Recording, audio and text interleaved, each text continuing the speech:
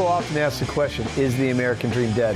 I believe the moment we stop dreaming, we might as well be. Hi, I'm your host, Craig Sewing, the creator of American Dream TV, a national TV show centered around real estate, lifestyle, and culture. A real show showing you real neighborhoods from real professionals. Today, we're going to take you all across the country, showing you why we live in the greatest country on the planet. Let's get this show started right now. Welcome to the American Dream. The American Dream. You're watching The American Dream? The American Dream. Showing you the real estate, the lifestyle, the culture. Let's get this party started right now. Let's go do this. It is heating up once again. We're the Davids going up against the Goliath.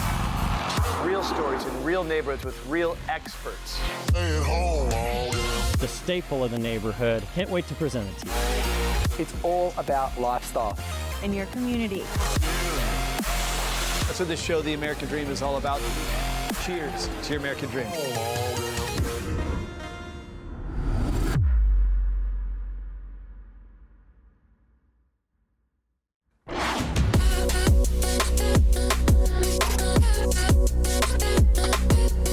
Welcome to The American Dream. I'm your host, Neil Midder, talking to you today from Avondale Estates. Avondale Estates was established in 1924 by George Francis Willis. He wanted it based on an old English village, Stratford-upon-Avon, also the birthplace of William Shakespeare. Avondale Estates has so many different types of homes. I'm about to show you one of my favorites. Come on in.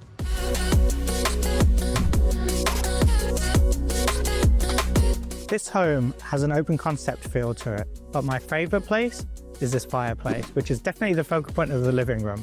Look at the brickwork, the wood mantle, and the shiplap accents above the fireplace and on the bookshelves. The flex space upstairs just wants me to grab a good book and stay here all day. Avondale Estates offer small town charm and modern conveniences. It is known for its Tudor-style architecture, strong arts community, and growing beverage and food scene. Talking about the growing beverage scene in Avondale Estates, I'm excited to introduce you to Wild Heaven Beer. So I'm here today with Nick Purdy, one of the co-presidents of Wild Heaven Beer. Thanks for hosting us today. Thanks for coming out. Very nice. So Wild Heaven Beer, it's not just a brewery, right? It's obviously a place where people come in, bring their pets, they can got good food, good beer. Yeah, I like that. How did you get the idea for the venue like this? Well, if you look at our Instagram bio, it says Wild Heaven Beer is in the happiness business. Right. And you know, when you go to a bar or restaurant, you're gonna get your table and you're just gonna be there. When you come here, you can kind of run around, mingle, meet people, hear the music, decide, oh, maybe I want to eat something now. And I think it's meant to be the most relaxed, kind of just happy place you can just hang out. And one night we couldn't come up with the name of the brewery. And I Googled the REM song catalog and I found the song Near Wild Heaven from 1990. Right. And I was like, Wild Heaven, that's it. That's two words you don't expect next to each other. That's us. I sent it to him, he goes, oh, that's it, we're done. That's perfect. So you have 3 locations now, right? But I believe that Avondale Estates was the original one. This is our original location. So what made you choose Avondale Estates for your first place? So there's a bar down the street called the Brick Store Pub. It's one of the great beer bars in the whole world. And we'd been very inspired there. And one of the reasons I fell in love with craft beer was just spending time at that location. Okay. And we managed to find this incredible building only a mile from there. Happens to be near where I personally live, so lucky me, I don't have to drive. Right. But it's just a neighborhood that had an affinity for beer, an affinity for community. And there was, I think, just a spot for us. Right. And so we just went for it. So would you mind taking us behind the scenes and kind of explaining to everyone a bit how it's made? Come this way. That's great. So this brew house here is a big pot. This is called a lauter tun. It gets the sugars extracted out of a grain. Mm-hmm. Then over here in the boil kettle, we actually boil the liquid and we take the sugars that have come out of the grain, we integrate them with water and other flavors, hops, maybe some spices. And then when we go over into the fermenters, right, those big cones, at the bottom of those fermenters is the most important thing in beer making, yeast. So over on this side where we're, quote, brewing, all we did was make sugar water. right. All it is a sweet B vitamin laden liquid you could give to a baby safely. Okay. It's healthy. Right. But once we put it in the fermenter and we keep the temperature at a certain level based on the style of beer we're making, that yeast will start to eat that sugar, excrete out alcohol, and create a very, very distinct flavor. The type of yeast used on that beer will give it a very different character. So, like I'm drinking a German Doppelbock right now. Yep. So this has a very specific German style yeast. I think you're drinking our Belgian stout. I am, yep. So that beer right there has a Belgian yeast. This flat bottom tank is called a bright tank. Okay. In that tank, we filtered the beer. Now we're getting it super cold. We're adding carbonation and we're getting it ready to package. From that tank, we can push it into a keg or onto our canning line down there, give you a nice, 4-pack or 6-pack that you can take home. Well, look, again, thank you very much for having us today. And cheers. It's a pleasure to see you. Thank you. Cheers. Now, hopefully I've given you a bit of a glimpse into a bit of Avondale Estates and Wild Heaven Beer. Come here and check it out yourself. Signing out, this is Neil Midder. Cheers.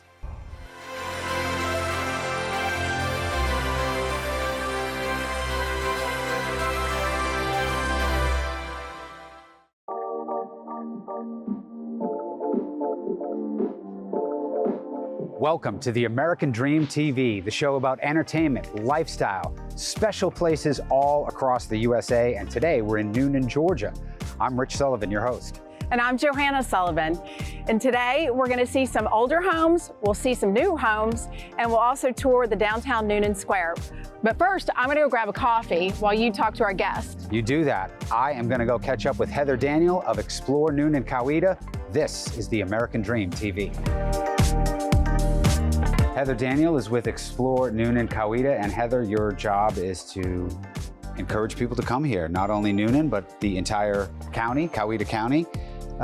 What do you love most about this place?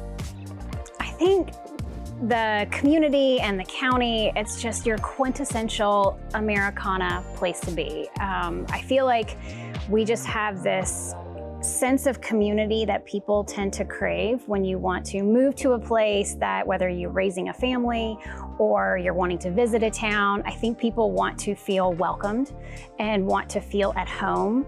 And here in this community, you're still just 20 minutes south of a huge metro area. We're south of one of the world's busiest airports in downtown Atlanta, but you feel like you're worlds away when you come down here. It's just quaint, it's homey, it's charming. I know you've heard this before, it feels like you've stepped into a Norman Rockwell painting. And I think that's what people love about this area. I think we're a very supportive community. We tend to shop local, but then also we have a large amount of visitors that are coming here, which is obviously the reason I'm here. But I mean, our visitors spend 24% of what they're spending total in our community on local businesses. So that supports our restaurants, our boutiques, our art galleries, the cideries, the breweries, it supports all of it. So we have a lot of people coming into the community that can support all of these businesses. We have a thriving artisan community. I mean, we even created here at Explore Noonan a Curiously Crafted in Coweta program. So we want to showcase all of those local products. And it's not just painting and sculptures, it's candle making, it's jewelry. And our community is very supportive of that as well. Everyone from our city government and our county government, our Cultural Arts Commission. It's also through our dance programs. We bring a lot of musical artists here as well. And I just feel like it just contributes to the community as a whole, but we have amazing murals. We have, like I said, the art installations. I think it's awesome that we have people who are from here who have now come back and contributed to the overall community and the beautification of our town. I wonder where Rich is. Here we are.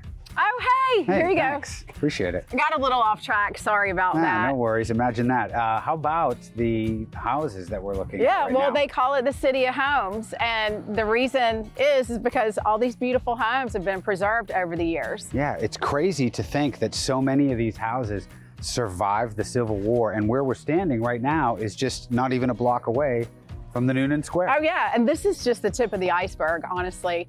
It's pretty cool because During the Civil War, this was a hospital city, and they took care of Union soldiers as well as Confederate soldiers here. So that's the main reason that it was preserved. And I love looking at all the houses here. It's a really rich history. Real quick, let's check out a new home here in Noonan, Oak Hill Reserve, a boutique 55-plus community offering low-maintenance, single-level living with lawn care included. This exclusive neighborhood features just 43 homes that have been carefully crafted for functionality and elegance. You'll enjoy the recreation, lifestyle, and community that beautiful historic downtown affords, as well as the dining and shopping choices. Discover the perfect blend of style, comfort, and convenience in Oak Hill Reserve.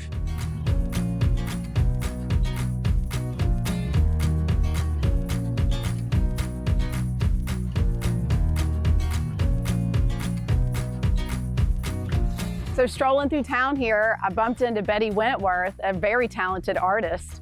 What are you doing here, Betty? Well, the Pepsi Group, Plein Air Painters of the Southeast, are sponsoring a paint out this weekend, and there's a contest tomorrow for both adults and children, and it's timed. It's a 2-hour quick draw, and there are lots of prizes. So a lot of artists have come to Noonan this week to paint and be part of that.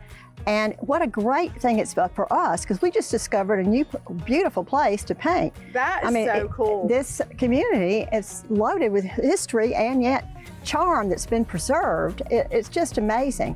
I've painted all over the world, and I don't think I've painted any place, I'm talking France, Spain, Italy, whatever, as charming and with as many picturesque places to paint. So Betty, how did you get into painting? It's just something I always wanted to do. You know, I used the left side of my brain selling real estate for 40 years. You're a real estate agent? I have had my license for 40 years in Nashville, Tennessee. But I started 20 years ago taking art lessons and painting. And once I got bitten by the art bug, I started traveling and taking with artists that I admired all over the world. And that's really basically what I do now. David Boyd with the Boyd Gallery down off the square is in charge of this. He's put this whole thing together. And he's an excellent, well-known, accomplished artist. And he has a group of painters, the Plein Air Painters of the Southeast, that he belongs to, and he's invited them and their friends to come and paint. Well, thank you for carving out a couple minutes. I'll let you get back to it.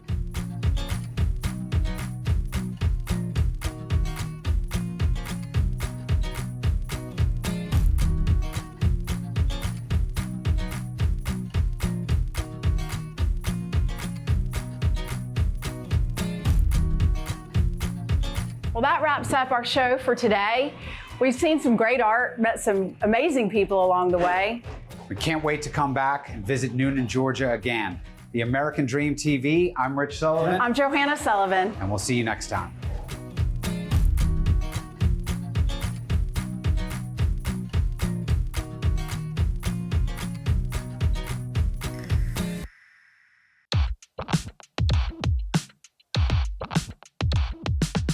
Welcome to Tybee Island, minutes from Savannah, Georgia.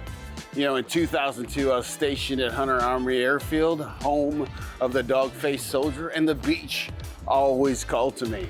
Not only for its amazing natural beauty, but also their wonderful wildlife. Today, we're going to the Marine Science Center, checking out Tybee Island's Main Street and its iconic pier. My name is Patrick Donovan. This is the American Dream. Come on, let's go check it out.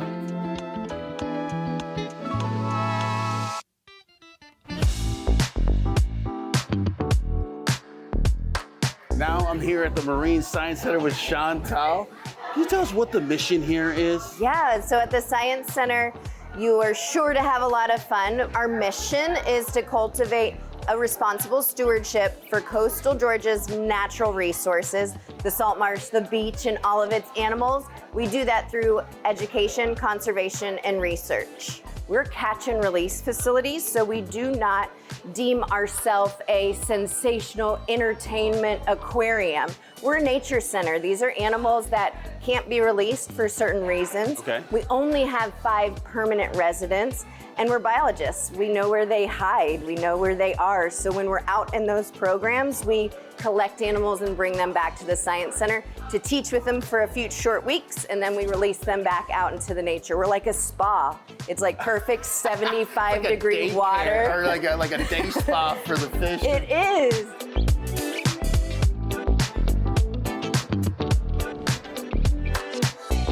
So this is Zelda. Zelda is one of our permanent residents. She is a box turtle. At the Science Center, we teach about the entire barrier island. And so on the back side of our island is the salt marsh. In the middle is the maritime forest where Zelda lives, and on the front side, the beach. She helps us teach against the pet trade because she was somebody's pet. And she has a very bad shell deformity. And so box turtles should be able to tuck inside their shell and close it like a box. And she's unable to do this because of bad husbandry. That's the care of animals. And so it could be that someone simply overfed her, or they didn't give her the right nutrition or lighting. And so Zelda helps us teach against that pet trade. But again, she has a really great life at the Science Center. We even give her manis and petties. Wow. She has time outside with Charlie, the mailbox turtle, next to her. And so those are two of our permanent residents. Wow.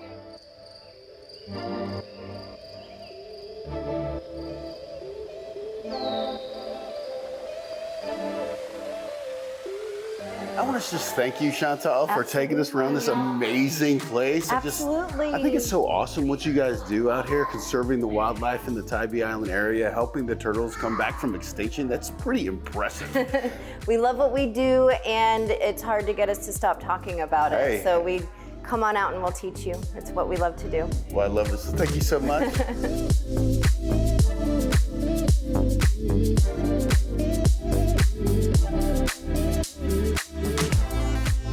Oh man, I'll tell you, I love coming to Tybee Island out here. Sometimes I'll be showing houses and I'll stop down by the main street right here. All these businesses are local. We just came out of Wet Willie's, famous for their daiquiris, established in Savannah, Georgia in 1990 on, of course, beautiful St. Patrick's Day. This is a great spot for everybody to come down and get food, you get drinks, you can get your beach gear, maybe you missed your sun tanning lotion or something and you needed that. You can come down here and get all that. But now we're gonna have our way down to the pier and go check out the amazing beach. Let's go check it out.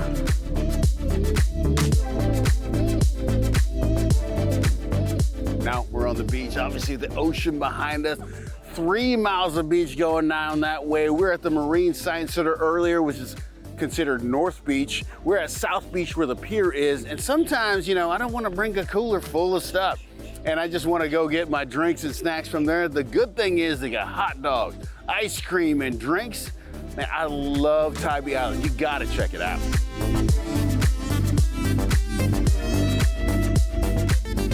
From the beautiful sun and ocean to the amazing marine wildlife, Tybee Island is the true definition of a gem on the Georgia coast.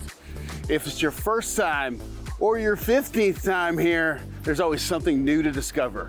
My name is Patrick Donovan. This is the American Dream. Thank you guys so much for watching. I'll talk to you soon. Bye.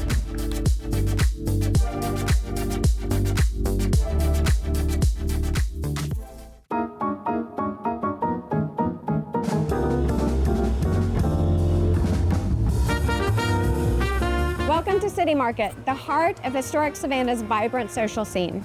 But a century ago, gatherings like these were a little more secretive. Today we're taking you back in the city's past to Prohibition times, where drinks flowed behind hidden doors and the spirit of rebellion was thriving. We are your hosts. I'm Amy White. And I'm Lee Sho. And this is the American Dream.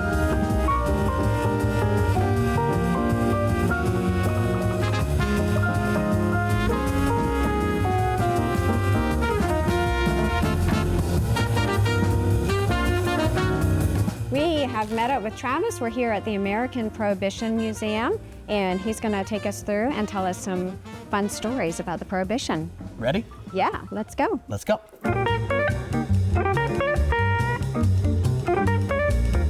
So obviously everybody knows that Prohibition was kind of this tumultuous, wild, criminal time. People drinking when they weren't supposed to, they were making it when they weren't supposed to and giving it out, selling it, all that. Right. Not all of our artifacts are from Savannah, but this is a stovetop still where you could get the equipment for this at your local hardware store and they could make liquor at your home on the stovetop. This was actually found here in Savannah under a resident's stairs and they donated it to the museum.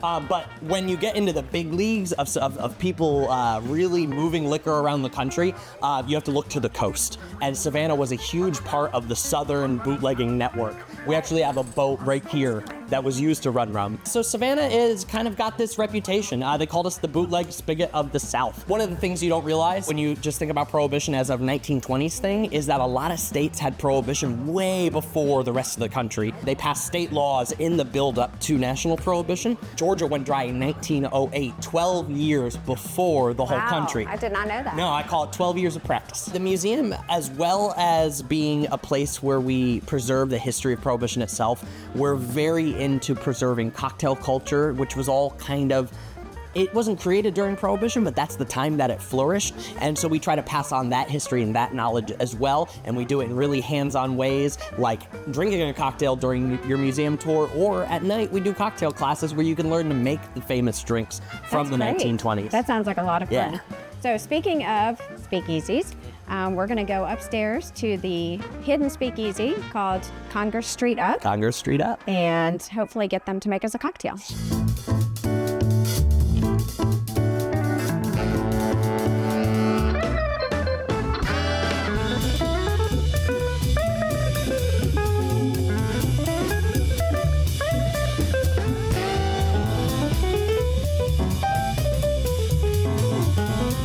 What do you want? Gus sent me. Yeah. All right. Come on in.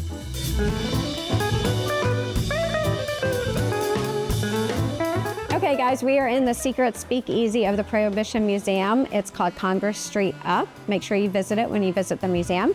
Val here is going to tell us a little bit about their signature drink and show us how to make it. All right, yeah. So we are going to be making the Chatham Artillery Punch today. It is a signature Savannah drink. As y'all know, we are in Chatham County, and this is where the Chatham Artillery was back during the Revolutionary War. So this drink is very, very old. Back in the 1770s, around when the Revolutionary War was happening, all of the soldiers at the Chatham Artillery, they weren't really technically soldiers. They were craftsmen and builders, just people like you and me that were asked to fight for their country. This drink was invented because they were actual soldiers. They wanted to get them excited, get them ready to fight, get them out on the battlefield. So they would roll out a horse trough and just start pouring whatever into the horse trough and topping it off with a little bit of sparkling wine to cut that taste a little bit. And then the soldiers would come by and scoop their little cups and drink it up and get ready. That's the liquid courage. Cheers, y'all.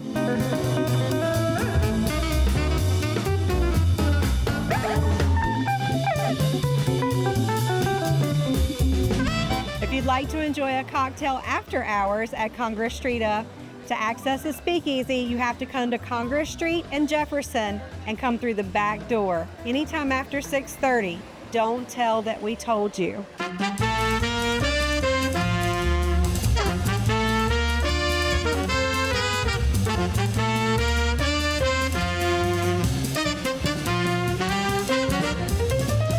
A word of warning.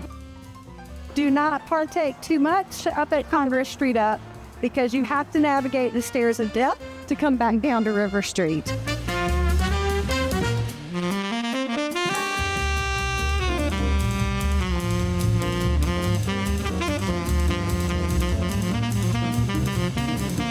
We are at the Matahari, which is a speakeasy in downtown Savannah, and I'm here with Jade, Bill. Do you know about how long you guys have owned the business? Yeah, the bar opened in 2010. And we followed right behind that in 2011, starting the show. And in 2014, we decided to be here every weekend. Awesome. So this is a traditional speakeasy, right? You can't just walk up to the door and come in. So how do people get to access the area? Well, if you're a local, you can buy a key, and that key will get you in for 6 months with an additional 6 guests. People who visit Savannah, who are staying in the hotels, she does work with the concierge at certain hotels, and she'll give them a temporary password. So if you're just visiting, you can come for the night. It's a beautiful area. Are you all open? What days of the week are you open for visitors? Thursday through Saturday. Okay. And we have 5 shows. So we do a late show on Thursday. We have an early show on Fridays and Saturdays at 9:30, and then we also do late shows on Friday and Saturday at 11 o'clock. We hope hope you enjoyed taking a step back in time with us. While Savannah may have said goodbye to the Prohibition era over a century ago, the spirit of the era is still alive and well. So next time you're in town, make sure you knock on all the hidden doors, savor a sip, and enjoy all that Savannah has to offer. We are your hosts, Amy White and Lee Schote. And this is the American Dream. Cheers.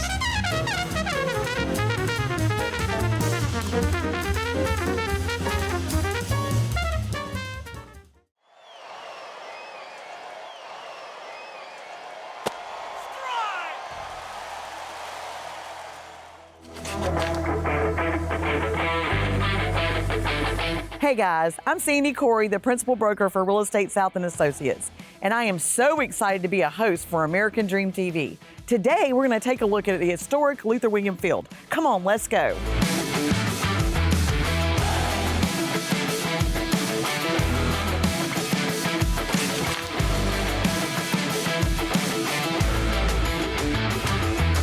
Welcome to historic Luther Williams Field. Thank you so much. Tell me a little bit about Brandon.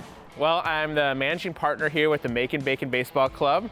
We've been here for 8 seasons in this amazing ballpark, and we're so excited, so happy to be here. Tell me a little bit more about this historic field. Well, historic Luther Williams Field is one of the most iconic ballparks in the entire country. It turns 96 years old this summer, which is the second oldest minor league ballpark in the country, next to Rickwood Field in Birmingham, Alabama. Luther Williams Field is actually named after the mayor at that time, Luther Williams, in 1929. And a funny story about that is that he actually was asked to be removed from the meeting, the council meeting, where the rest of the council offered up the opportunity to name it after him because it was such an iconic time, and these type of ballparks were not built like this throughout the country. So right. It's truly amazing.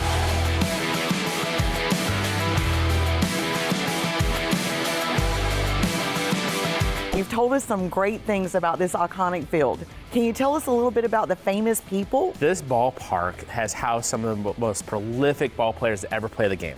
Hall of Famers like Ted Williams, Hank Aaron, Joe DiMaggio played games in the 1950s. Ted Williams actually hit a home run, 3-run home run over the center field fence that they say still hasn't landed to this day. You have Negro League players that are actually from the Macon area that played some games here as well. But the most iconic story of all is Jackie Robinson. They made a film here, right? Yeah, they made a film here, yeah. We're gonna talk about that in a second. Jackie Robinson played a game here in 1949, 2 years after he broke the color barrier for Major League Baseball. He broke the color barrier here for the state of Georgia in 1949. So earlier you mentioned about that, the Jackie Robinson film that was filmed here. So way more than baseball that's been here over the 96 years. Several movies that actually been filmed here. Starting with Bingo Long and the Traveling All-Stars, a 1970s flick with James Earl Jones, Billy D. Williams, and Richard Pryor. Right as Star Wars was going on, you had Darth Vader, James Earl Jones doing his thing, which is really, really cool. You also have Trouble with the Curve with Amy Adams, Justin Timberlake, and Clint Eastwood. The cool story we talk about Jackie Robinson is the movie 42. And part of the reason why it was filmed here was because he did play here for a game. And so you can go and watch the movie, and there's several scenes where obviously that movie was filmed. Chadwick Boseman was here, Harrison Ford, and actually right by our first base dugouts where he told, when Branch Rickey told Jackie that he was making the Dodgers. So it is truly amazing about those films that were filmed here.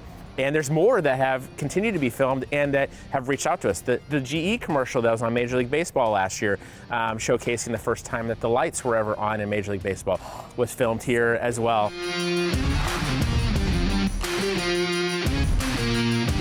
Tell me a little bit about our home team, the Macon Bacon. We are college summer ball, which means that all of our players are currently playing college baseball. Some are through their college and university.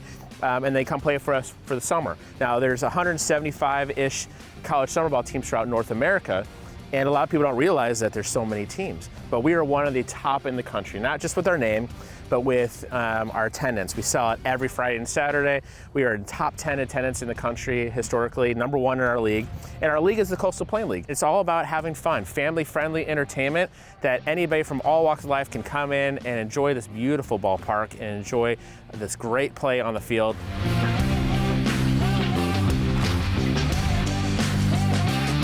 being a sports organization here in Macon, Georgia, Middle Georgia, it's our responsibility to be great stewards of our community. You know, to thank those that come to our games, it's awesome, but we want to be able to give back. And this last year in 2024, we gave back more than $597,000 to our local community. And that's through donated product, dollars, fundraisers, everything we're doing. I mean, we had baby diapers given, we had scholarships to women given, we had pet food.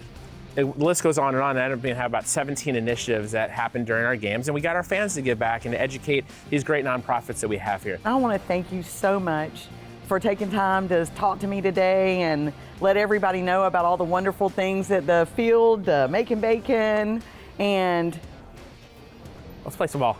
Play ball! That's right. Thanks so much for joining us today on this tour of Luther Williams Field. Again, I'm your host, Sandy Corey with American Dream TV. Thank you so much for watching.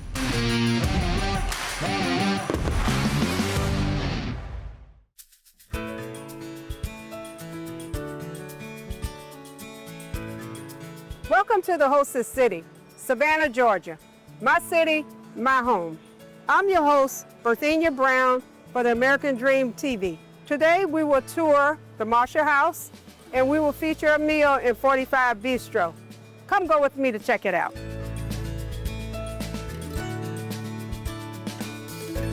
The Marshall House is one of the oldest hotels here in Savannah, and it has a lot of treasured history. So Carla, tell us about the Marshall House. Yeah, so thank you so much for coming by, Miss Berthenia. Originally opened in 1851 by Miss Mary Marshall. The hotel originally provided for over 130 guests. Now we're sitting at about 66. As you can see, we're really truly in the heart of the historic downtown district here in Savannah. We've got busy, bustling Broughton Street right here, and we're truly just a few steps away from City Market.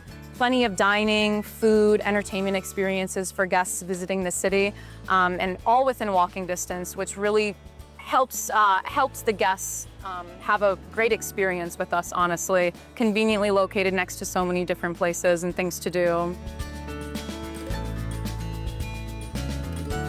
All right, so upon walking into the hotel lobby, our first floor is truly like a little time capsule. We have a lot of historically significant artifacts. For example, the painting on the wall over here is an original oil painting from 1830. Now that is Miss Mary Marshall, who, keep in mind, she opened up this hotel in 1851.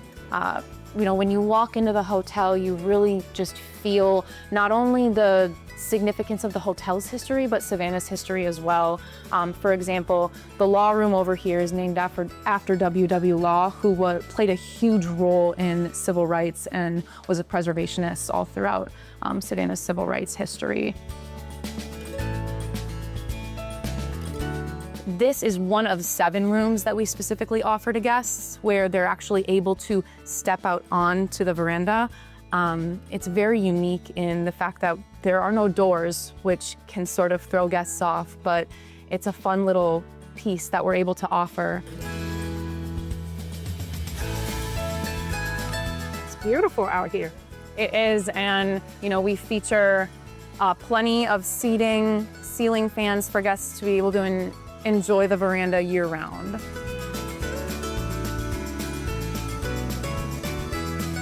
Carla, thank you so much for giving us a tour of the Marshall House. We have really enjoyed it and the history, and it's very knowledgeable. Thank you so much. It was a pleasure, Miss Berthenia.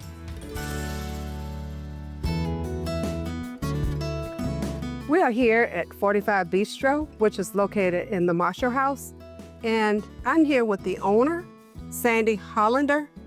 And Sandy, can you tell me what inspired the name of the restaurant? Yeah, it actually came from our first restaurant called 45 South, and that was on the south side of Savannah, which we opened in 1984. And we didn't really know what to name that place. So 2 days before, somebody said, I'm trying to make a reservation. What's the name of your place? And we didn't have one. So we called it, because we're on Eisenhower Drive, and it was 45 Eisenhower Drive. That's what we call the restaurant, 45 South. That was the name of that restaurant. And then 18 years later, the people who were taking over the Marshall House asked me to come here with my people and to open and do the food service at the Marshall House. So we opened 45 Bistro here. I kind of wanted to keep the names connected. The other restaurant was connected also to the Pirates House. So we had 2 restaurants there. Then for 8 years, we did all 3. And then we sold those 2, and we kept the Marshall, the 45 Bistro. We've been here for 24 years now. Oh, wow. Well, Sandy, I hear you have some dishes prepared for us. Yep, so we do. Let's walk over that way. Very good.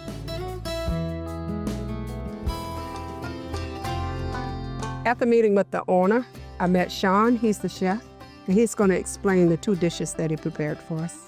Okay, so what we have here is we have uncooked sirloin steak, sliced paper thin with a Pommery Dijon mustard aioli, fried capers, freshly grated Parmesan cheese, and a spinach salad tossed in balsamic vinaigrette. Here we have the duck 2As, which is a pan-seared Maple Leaf Farms duck breast, a duck leg confit with roasted baby carrots and baby beets with a roasted duck orange gastrique. This looks really delicious, and I want to thank you again for sharing that information about the plate. Thank you for touring with us at the Marshall House and 45 Bistro. Savannah is an experience, not just a destination. I'm your host, Berthenia Brown, American Dream TV. I hope you enjoyed today's episode of the American Dream TV. We created this show to combat negative media, to show that the American Dream is alive and well by showing you real stories in real neighborhoods. Thank you so much for watching the show, and cheers to your American Dream.